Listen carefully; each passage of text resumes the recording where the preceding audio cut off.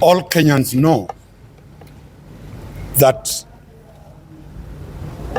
the National Assembly and the Senate completely ignored the law and did politics by hounding out the deputy president from office. Surprisingly, in Parliament and in Senate, the team that was after the removal of the deputy president was composed of seasoned lawyers who were suffering from legal amnesia. They forgot that after their drama, the next battlefield is at the High Court. A matter came up today at the High Court. Remember, the law provides that upon an impeachment, the president has 14 days to nominate. He nominated 3 hours after the impeachment.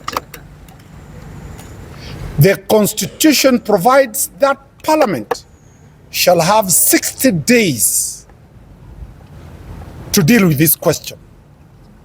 Parliament sat within 15 minutes and they gazetted that they have approved Professor Kindiki to be the deputy president nominee.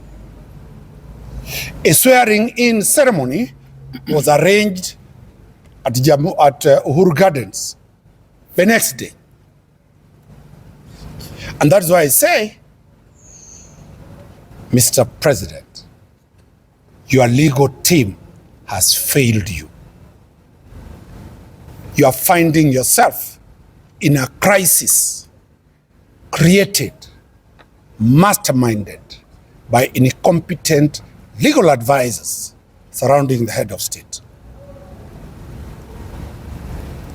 The law on the assumption of office of the deputy president is that upon the determination of this is the person to be appointed, that appointment must be done the next Tuesday after that determination. That Tuesday will be declared a national holiday.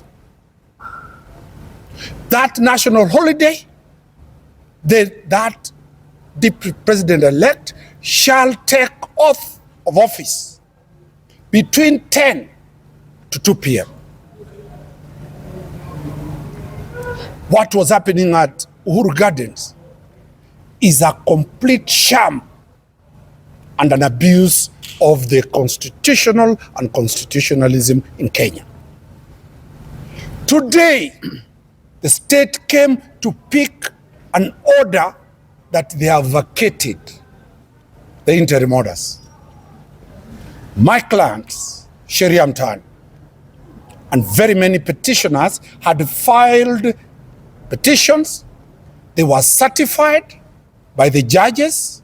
The judges referred those matters to the Chief Justice for empanelment on the 18th.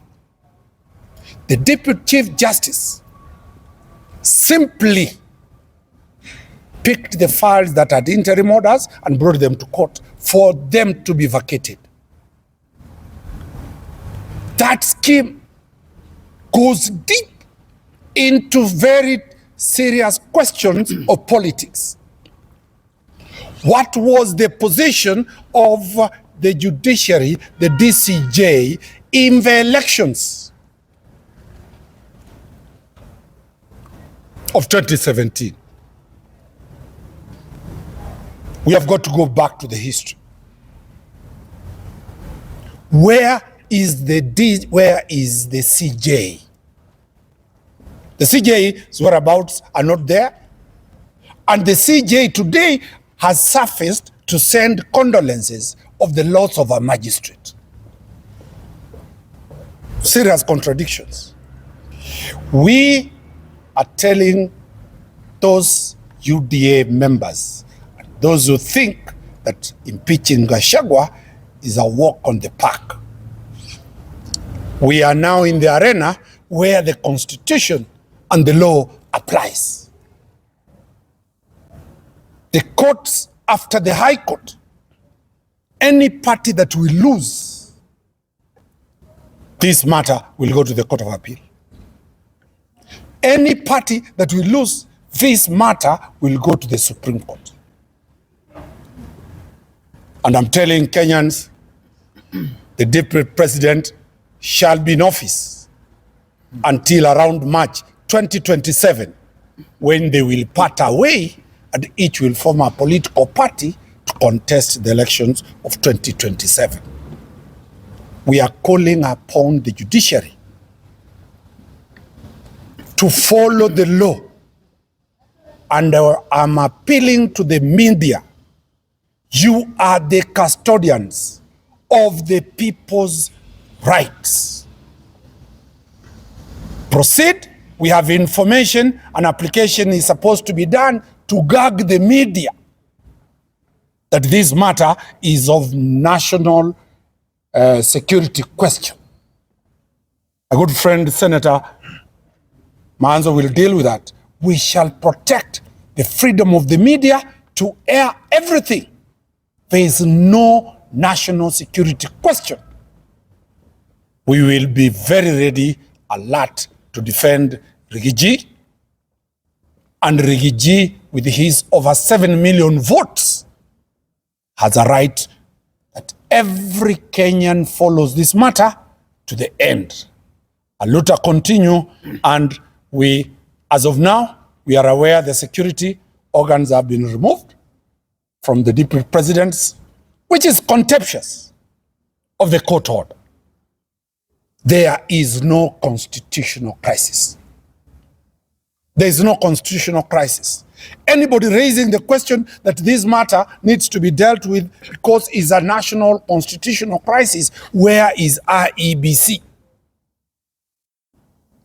Remember, Kindiki's academic certificates, Kindiki's ID, Kindiki's voter registration, Kindiki's passport, Kindiki's qualification can only be vetted by the chairman of IEBC. The president cannot be. That is the next phase.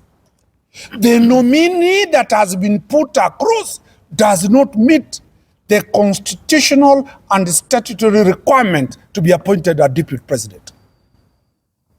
That is the next phase. So that's what I'm saying, Mr. President, sack all those people around you and get people like Manzo to advise you the law properly. Thank you. I just want to make a very brief one. Let me say it. So,